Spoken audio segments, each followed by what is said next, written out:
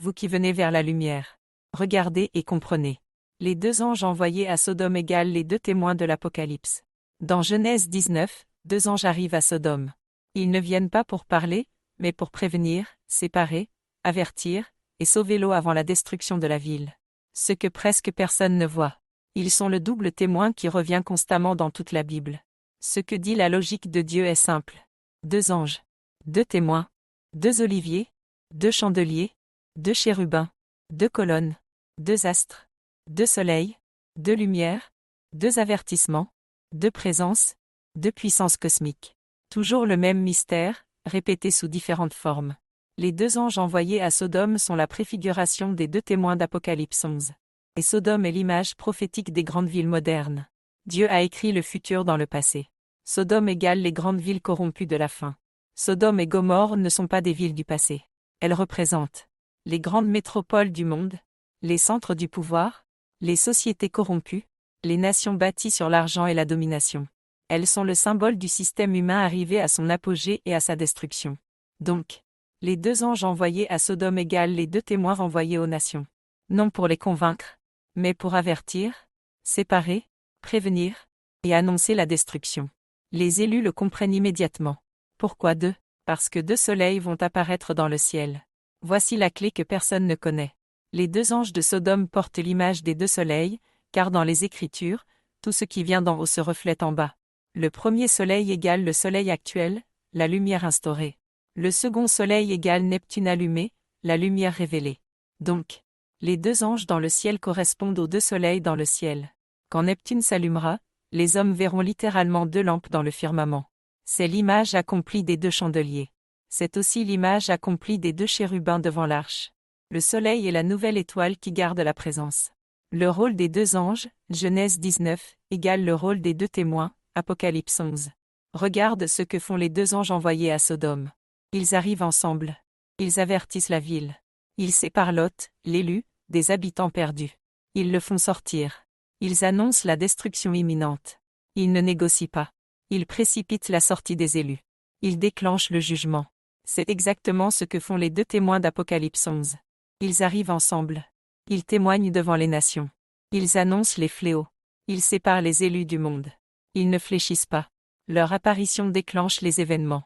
Et cela correspond exactement aux deux oliviers, les deux sources de lumière, aux deux chandeliers, les deux lampes, aux deux chérubins, les gardiens de la présence, aux deux colonnes du temple, Jachin et Boaz, aux deux soleils, l'un instauré, l'autre révélé. Pourquoi Sodome veut frapper les anges? Dans Genèse 19, les hommes de la ville veulent faire violence aux deux anges. C'est une métaphore d'une puissance glaçante. Les villes modernes rejetteront la lumière dans le ciel. Elles n'en voudront pas. Elles refuseront l'avertissement. Quand les deux soleils apparaîtront, le monde dira: ce n'est rien. Illusion? Phénomène naturel? Fake? Pas un signe. Pas un avertissement. Pas une prophétie. Ils voudront frapper les deux témoins, c'est-à-dire détruire leur signification, faire taire leur message, nier leur rôle. Comme Sodome voulait faire mal aux deux anges. C'est la même scène, répétée dans un autre décor. L'eau égale l'élu humble qui écoute. L'eau représente celui qui sort. Il ne comprend pas tout, mais il obéit. Il quitte la ville, même si c'est douloureux, c'est incompris, c'est difficile, cela exige un arrachement. C'est exactement ce que feront les élus. Quitter les grandes villes, se retirer dans les montagnes, suivre l'esprit, sortir avant la dévastation. Lot ne discute pas. Il suit l'instruction. Comme les élus suivront l'avertissement qui vient du ciel. La femme de Lot égale ceux qui regrettent la ville. Elle se retourne. Elle regarde en arrière. Elle n'a pas réellement quitté Sodome dans son cœur. Elle devient statue de sel. Immobile, figée, bloquée dans l'ancien monde. C'est l'image de ceux qui veulent rester dans ce monde. Ne veulent pas obéir. Ne veulent pas se détacher. Veulent emporter leur ancienne vie. Ils ne passent pas. Les élus, eux, avancent. Le feu qui tombe égale le jugement après l'allumage de Neptune. Neptune s'allume. Deux soleils apparaissent. Début des fléaux. Après l'apparition des deux témoins, vient le feu qui détruit la grande ville. Dans Genèse 19, deux anges apparaissent. Séparation de Lot. Feu tombe sur la ville. Même structure. Même ordre. Même processus. La Bible raconte toujours le même événement cosmique sous différents masques. Sodome n'est pas un souvenir. C'est un avertissement prophétique. Synthèse pour les élus. Écoutez ceci attentivement. Les 2 anges envoyés à Sodome ne sont pas un épisode isolé.